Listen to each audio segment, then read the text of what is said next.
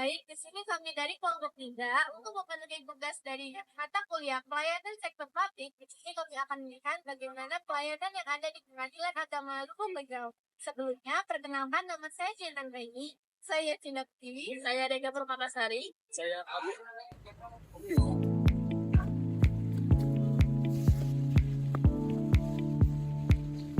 Nah, kira-kira bagaimana sih pelayanan di Pengadilan Agama Lumugingga ini?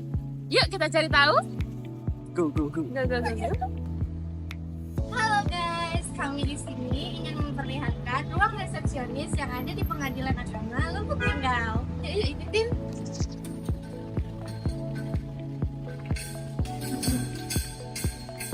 Selamat siang, ada yang dari Bandung? Sebelum itu kami pakai dulu ya, kami. Jangan isi buku untuk tujuan. Oke, baik. Tahan.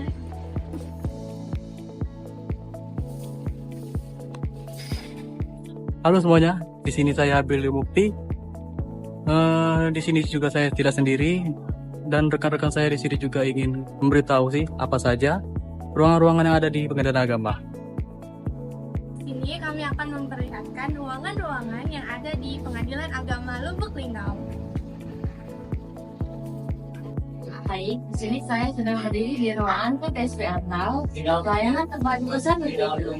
Nah, selanjutnya di sini ada ruang tunggu kuasa hukum yang dimana biasanya kuasa hukum menunggu untuk sidang bersama sang penggugat atau yang tergugat.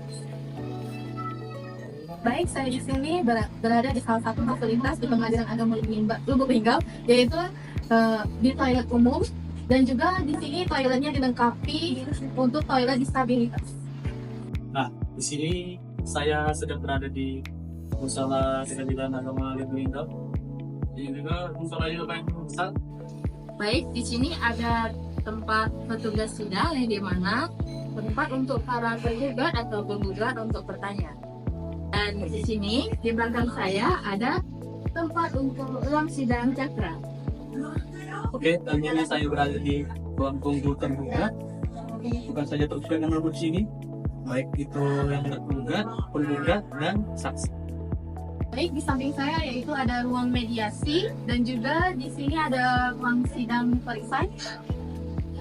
Nah, yang terakhir yaitu di sini terdapat ruang sidang anak dan juga ruang bermain anak-anak.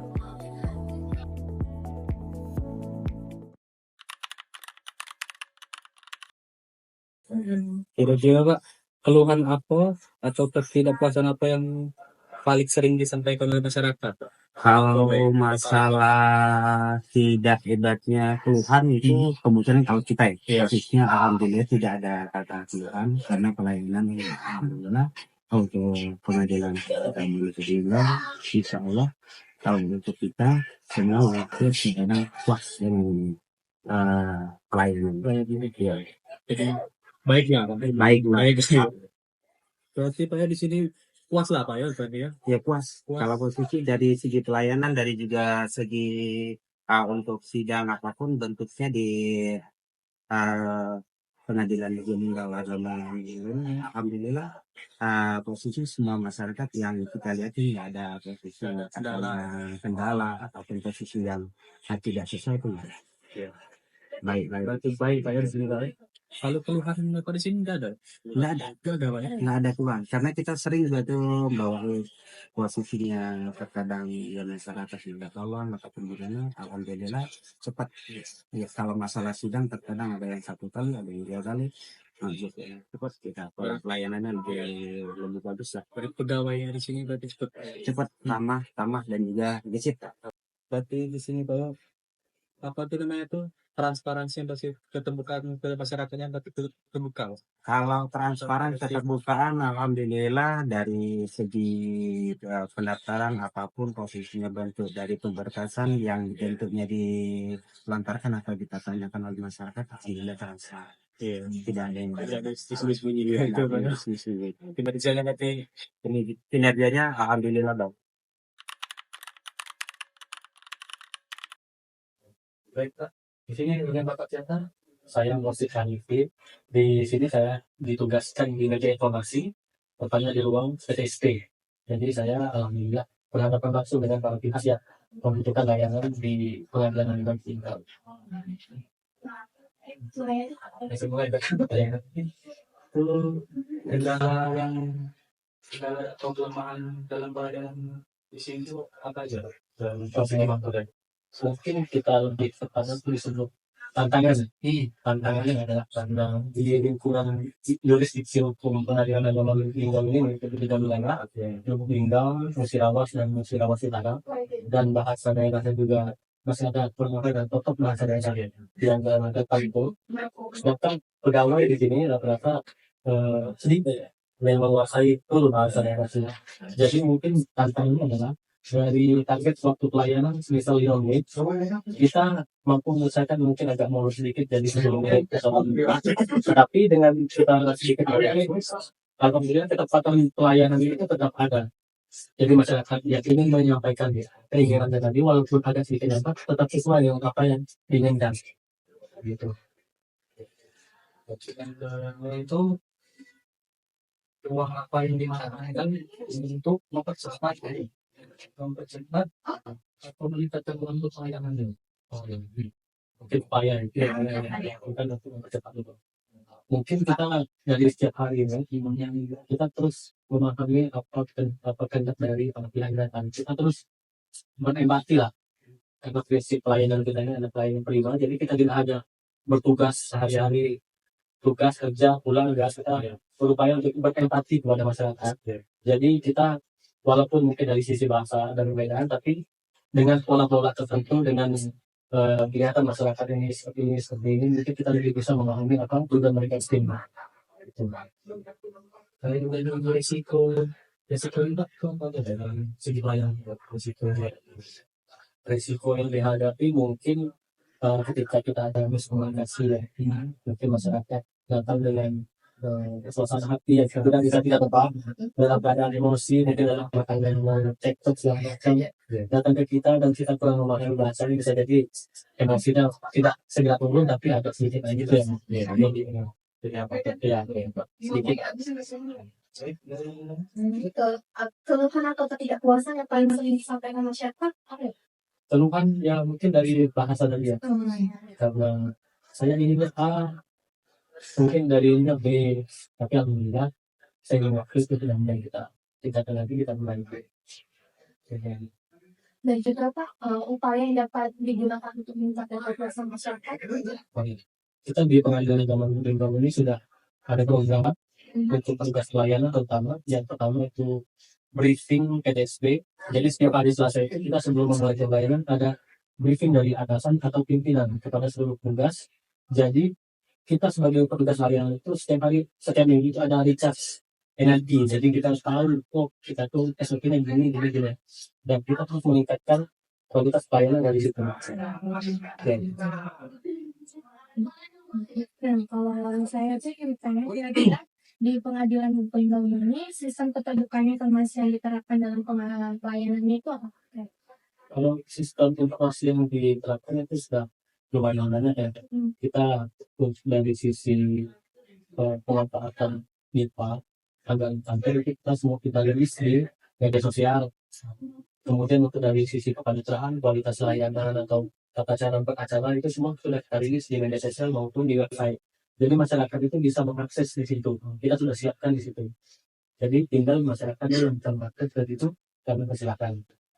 Dari pengadilan tidak ada yang jadi semua sesuai dengan apa yang harusnya. Jadi seluruh informasi itu nggak ada yang ditutupi, semuanya terbuka ya. Ya. Nah, kira-kira tuh masih ada nggak kendala yang sering dihadapi dalam penyampaian informasi? Biasanya pihak masyarakat tuh bilangnya mereka nggak tahu informasi apa, sedangkan dari pengadilan sudah terbuka. Ya, kalau dari pihak pengadilan itu semua sudah dirilis, sudah publis ke publik kan. Tetapi kalau ini dan kendalanya mungkin dari sisi masyarakat, tidak semua masyarakat itu mempunyai akses dalam artian bisa jadi dari sisi penguasaan teknologi, penguasaan keilmuan yang menyangkut dengan akses mereka untuk membuka website ataupun media sosial kita. Mungkin di situ. Dan kayak itu Pak kayak peluang yang dapat dimanfaatkan gitu Pak untuk meningkatkan akuntabilitas dan pajak. Oh ya, kalau itu sekarang kami sedang melakukan pembangunan zona integritas. Di situ kami semua mempublis apa yang telah kami kerjakan untuk meningkatkan kepercayaan publik kepada kami. Salah satunya adalah dari sisi integritas. Jadi dari awal masyarakat datang sampai dia mengambil hasil dari persidangan itu semuanya bersih tanpa ada pungutan yang di luar dengan ketentuan yang berlaku. Jadi kita semua di sini sudah berkomitmen mewujudkan daerah kawasan yang bersih tanpa gratifikasi, korupsi dan terorisme. Jadi di situ sudah mencakup semua dari pembangunan zona integritas. Kalau kayak langkah untuk mengukur atau mengevaluasi kinerja pegawai itu Pak. Oh ya, dari sisi mengukur kinerja pegawai kita sudah ada sistem SKP ataupun PKP. Jadi setiap bulan pegawai itu dapat melaporkan hasil kinerja dia. Itu disebut PKP. Sedangkan untuk SKP, setiap pegawai itu setiap triwulan melaporkan dari hasil pekerjaan dia sesuai dengan rencana awal tahun. Jadi setiap awal tahun dibuatkan rencana per tahun dan dinilainya setiap per triwulan. Per triwulan artinya per 3 bulan. Jadi setiap 3 bulan melakukan penilaian terhadap dirinya sendiri dan nanti akan dinilai penghadapan apakah sesuai dengan yang ada di lapangan. Seperti itu. Udah tinggal pertanyaan terakhir. Dari secara keseluruhan tuh kira-kira bagaimana pengadilan agama Lubuk itu bisa memastikan bahwa pelayanan yang diberikan itu sudah cepat, transparan, akuntabel, dan memuaskan masyarakat? Oh ya, dari pengadilan agama Lubuk sudah sangat berkomitmen untuk melakukan pembangunan zona integritas. Karena pada prinsipnya orientasi kami ini adalah pelayanan. Jadi kami di sini hanya melayani, bukan hanya melayani masyarakat. Dan yang kami layani ini kami akan lakukan semaksimal mungkin. Jadi tidak ada orientasi lain, baik itu money oriented ataupun yang tidak sesuai dengan ketentuan.